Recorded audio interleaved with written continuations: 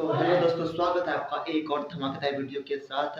आज के वीडियो में आज का वीडियो काफ़ी ज़्यादा इंटरेस्टिंग होने वाला है क्योंकि आज के वीडियो में हम कूलाम का नियम के बारे में जानने वाले हैं, जो कि कक्षा 12 के पहले चैप्टर कि एक महत्वपूर्ण का मतलब कक्षा 12 के पहले चैप्टर का एक महत्वपूर्ण टॉपिक है। आज उसके बारे में हम पोस्टमार्टम करने वाले हैं।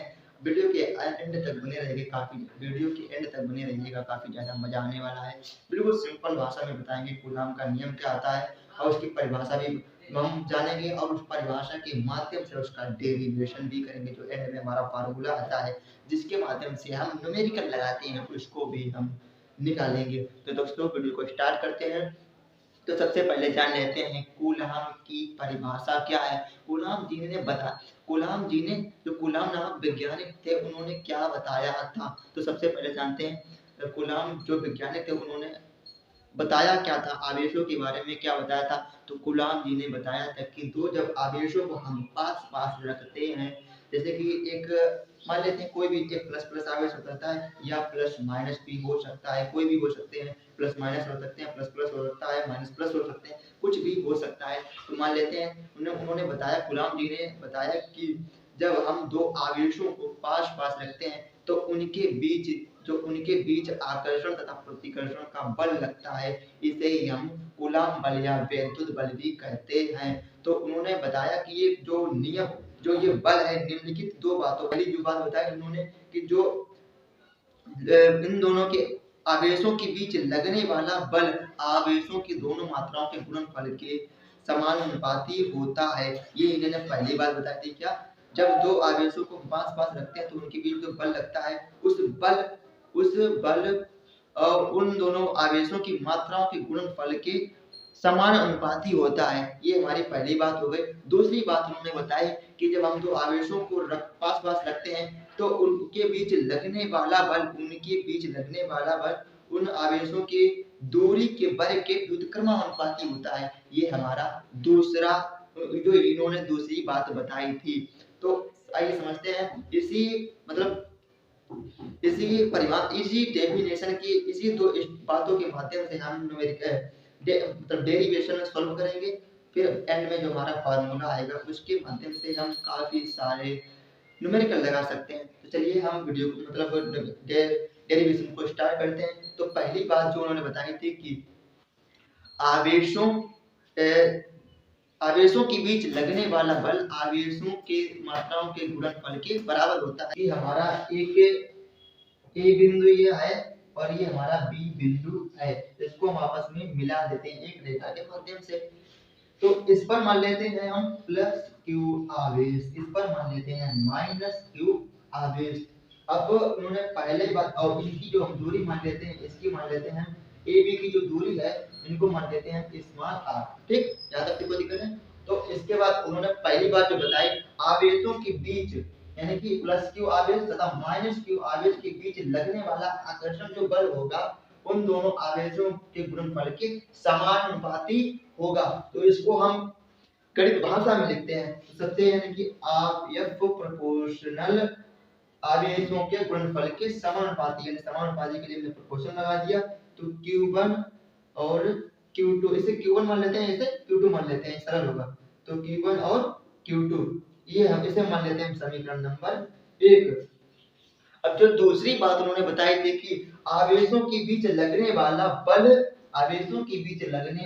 बल उसकी बीच के दूरी के वर्ग के व्युत्क्रमानुपाती होती है, उसकी बीच की जो दूरी होती है उसके वर्ग के व्युत्क्रमानुपाती होती है। तो F प्रोपोर्शनल 1/r स्क्वायर, यानी कि उसकी दूरी के जो हमारा बल लग रहा है उसकी दूरी के व्युत्क्रमानुपाती होगा। तो इसे हम समीकरण नंबर 2 मान लेते हैं। अब समीकरण नंबर 1 समीकरण नंबर 2 को हम एक साथ लिख लेते हैं। देखो F प्रोपोर्शनल बराबर इसके भी बड़े लिख सकते हैं और इसको भी इसको बराबर लिख सकते हैं। तो हम लिखेंगे F प्रोपोर्शनल Q1 Q2 अपान R स्क्वायर। ठीक, अब देखो ये हमारा अगर एक साथ लिखने पर हमें ये प्राप्त होता है। अब अगर प्रोपोर्शनल हटाएंगे तो हम K लगाएंगे, यानी प्रोपोर्शनल हटाएंगे एक के मतलब ये कि जो के है ये नेतांक होता है, कुछ भी नेतांक हो सकता है, आगे हम इसको सॉल्व करेंगे। तो Q1 Q2 अपान अपान आर स्क्वायर। तो के की जगह पर इसका हम नेतांक रख देते हैं।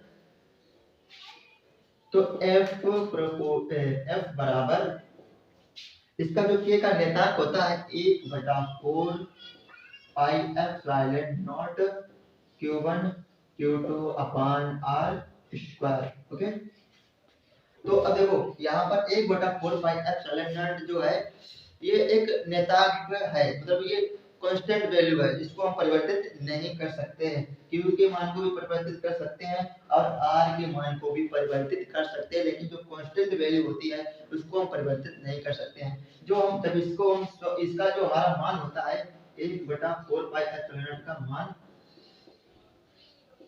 1/4 पाई एप्सिलॉन नॉट का मान 9 × 10⁹ होता है। ठीक है, 9 × 10⁹ और जो इसका मात्रक होता है newton into metre square, newton into metre square बटे कूलम स्क्वायर होता है। अब कई बार मतलब ये एग्जाम में भी पूछ लेता है, एक ऑब्जेक्टिव क्वेश्चन में पूछ लेता है कि 1/4 पाई एप्सिलॉन नॉट का मान बताओ तथा उसका मात्रक भी बताओ।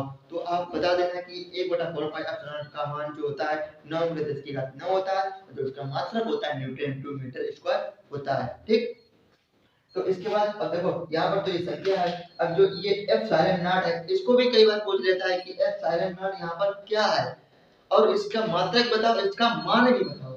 तो एप्सिलॉन नॉट जो हमारा देखो है, इसको पहले समझ लेते हैं। एप्सिलॉन नॉट निर्वात या वायु की विद्युतशीलता है। ठीक, इतना याद रखना, जो एप्सिलॉन नॉट हमारा दिया गया है ये निर्वात या वायु की विद्युतशीलता होता है, और इसकी भी वैल्यू होती है, इसका भी एक मात्रक होता है। और जो एप्सिलॉन नॉट का मान होता है, इसका मान होता है 8.825 × 10⁻⁻12। ये तो इसका मान हो गया। ये तो एप्सिलॉन नॉट का मान हो गया। क्या हो गया मान?